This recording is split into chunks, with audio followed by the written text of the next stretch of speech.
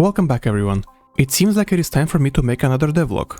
In case you are unfamiliar with what we are doing, we are making a third-person action mecha game that focuses first on fast-paced combat and customization. Your mech will feel different based on the weight of the parts, such as head, arms, body and legs, as well as a vast variety of ranged and melee weapons that you can equip in left or right hand. The primary and secondary back slots are there to expand your options even further, increasing your firepower or utility. Oh, and don't forget our paint job system, very important. Seeing your excitement and passion for the game in the comments of our videos always humbles us, and when it comes to the last devlog that I've posted, not only many of you guys watched it, but you also seem to really look forward to it. Which is exciting for us, and at least for me, slightly scary. I never thought I'll be in this position where the channel is at 10,000 subscribers, and people are actually looking forward to play our game. Thank you for being interested.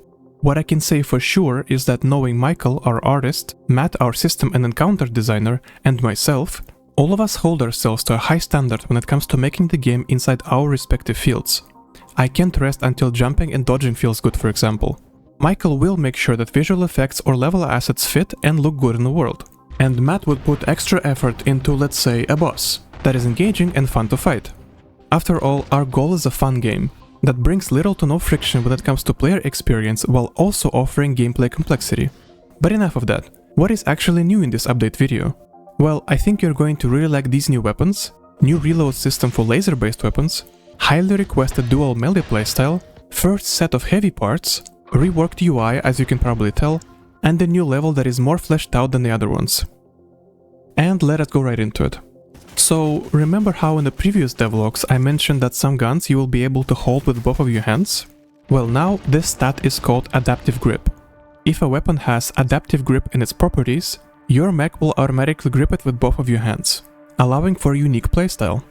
Here you have access to an alt fire via the press of your left bumper.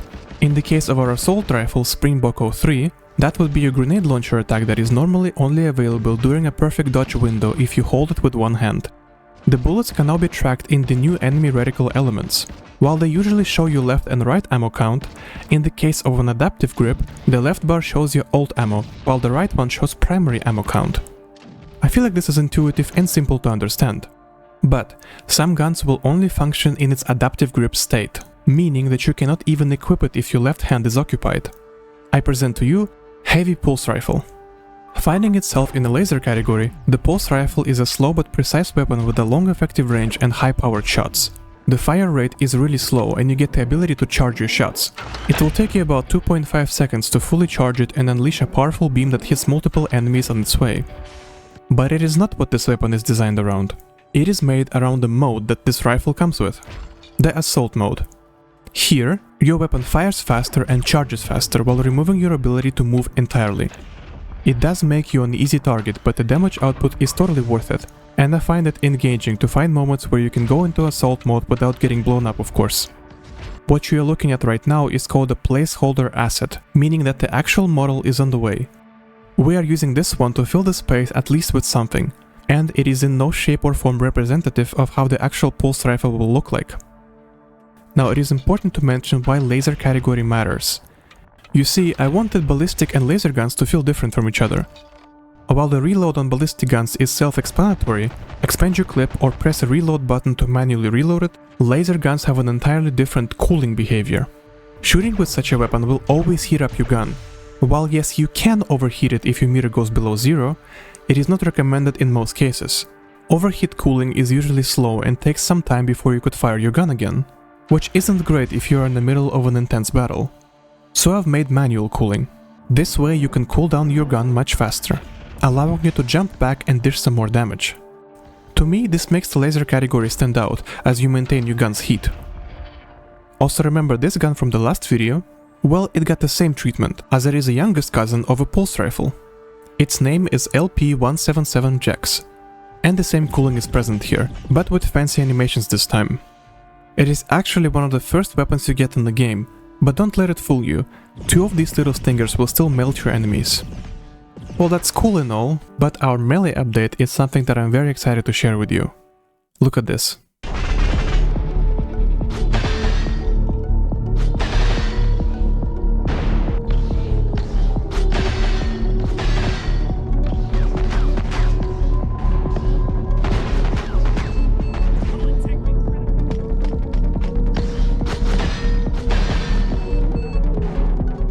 First things first, XT21, the Lance.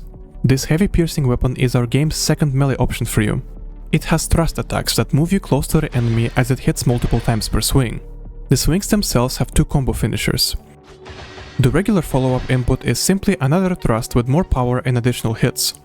But if you pull backwards on the movement as soon as you are about to execute the attack, you will stake the enemy with an explosive that detonates shortly after.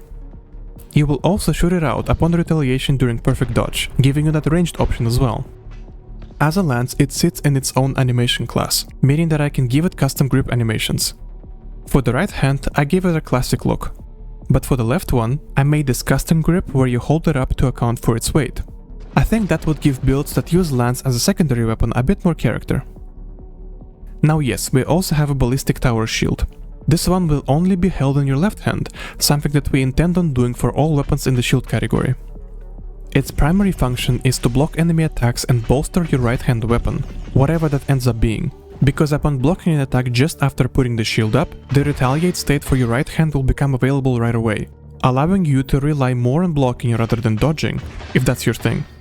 Regular untimed blocks will simply cost some resource, depending on the damage received. The weapon is also capable of shield bashing.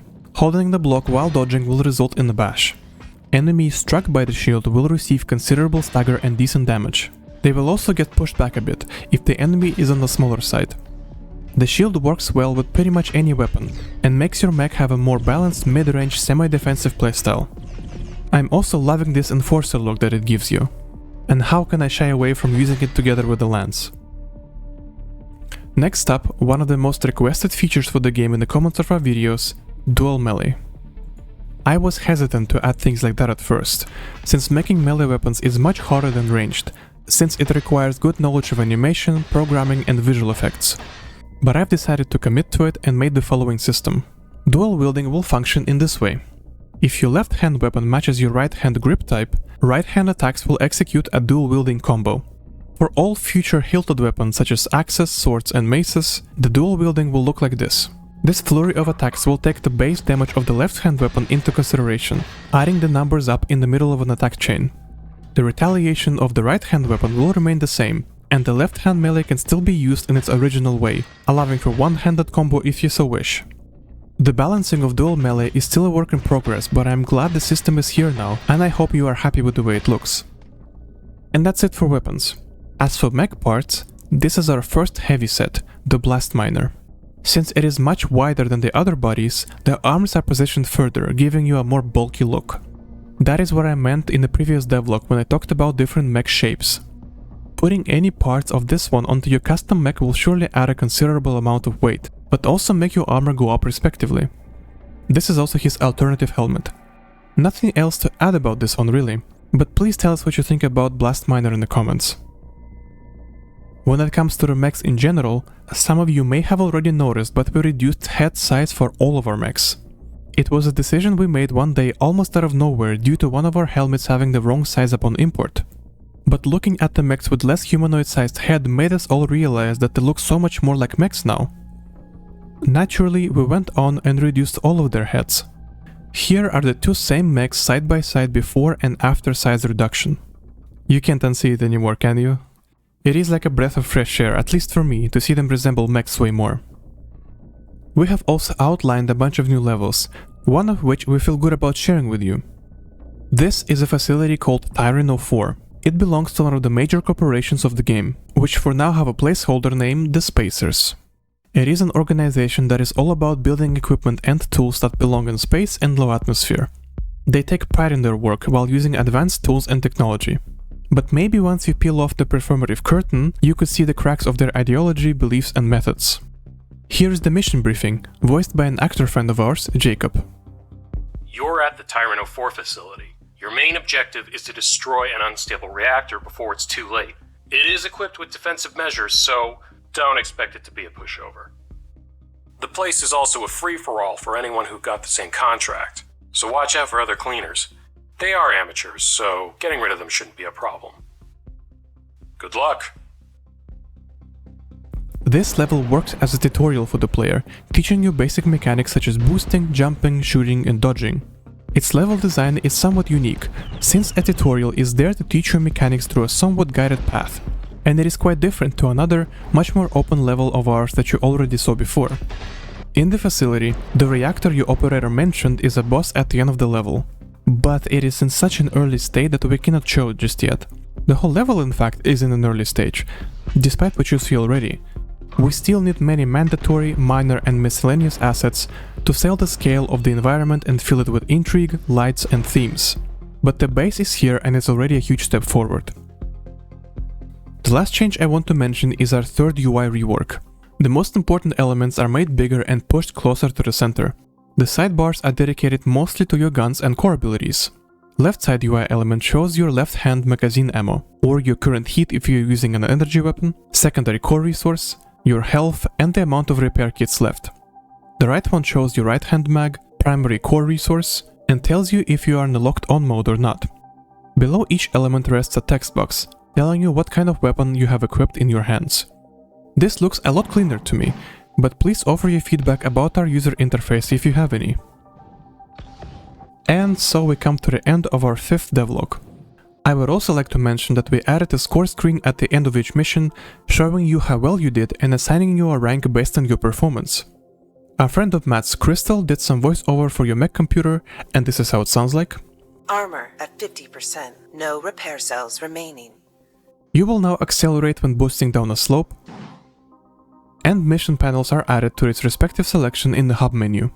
By the way, Rapid is the name of the project, not the final name of the game. We are still thinking about what to rename the game to, so it makes sense lore-wise and stuff. In the next devlog, I would like to show you our new primary core ability, 2 more secondary cores, updates on the levels, new customization options, and if we can finish it, a boss battle. Thank you so much for watching these devlogs and following the development of the game. As always, if you choose to support the project, our Patreon is a place where we offer sneak peeks into the development of the game with posts related to new weapons, new parts, levels, systems and ideas. Highest tier patrons will get their name put into the credits of the game. Those legends are Weakest Brazilian Male, Crazy Serial Eater, Turbo Chicken, Fazilus, Isil, Dusty Deer, Decrypt Rip, Mocha 6X Fox, Octoling Grim, Uneven Odin 24, No Imagination LX0, Tenebris, Spellcard, and Jonitos 90. Thank you all. Putting the game in your hands is one of our highest priorities. We ask for your patience as we develop Rapid and hope you are looking forward to playing it. Like, subscribe and all of that good stuff, and see you next time! Here, listen to the mission briefing, voiced by an action friend.